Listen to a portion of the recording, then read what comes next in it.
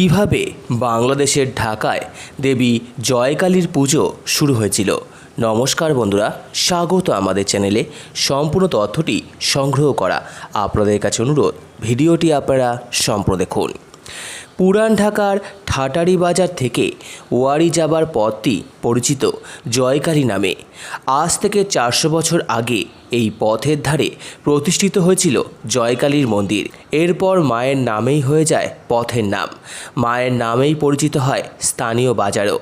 নবাবপুর জয়কালী বাজার। ঠিক 1001 বঙ্গাব্দ, নবাবদের শাসন। নবাবের এক দেওয়ান তুলসীনারায়ণ ঘোষ প্রতিষ্ঠিত করেছিলেন মায়ের এক মন্দির, দায়িত্ব দিয়েছিলেন বাঞ্ছারামকে। তারই তত্ত্বাবধানে ক্রমেই বিকশিত হল, জনপ্রিয় হয়ে উঠল জয়কালীর মন্দির। এখানে একসময় মোট 21টি বিগ্রহ ছিল।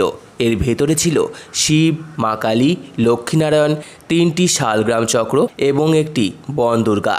মন্দিরটি নির্মাণশৈলী ছিল দৃষ্টিনন্দন। মাঝে সুবিশাল শেখর, চারপাশে সজ্জিত দৃষ্টিনন্দন টেরাকোটা দিয়ে। বর্তমানে তার তেমন কিছু বাকি নেই। মন্দিরটি ভক্তদের অর্থায়নে পুনর্নির্মিত হয়েছে সাম্প্রতিক সময়ে। বাঞ্ছারামের বংশধরেরাই এখানে দেবীর নিত্য সেবার দায়িত্বে রয়েছেন। এখানে দেবী অত্যন্ত জাগ্রত এবং ধারণা করা হয় এখানে প্রার্থনা করলে মনস্কামনা পূরণ হয়। ঢাকার জয়কালী মন্দির ঢাকার অন্যতম প্রাচীন মন্দিরগুলির একটি, যা আজও ভক্তদের সমারোহে মুখর হয়ে রয়েছে।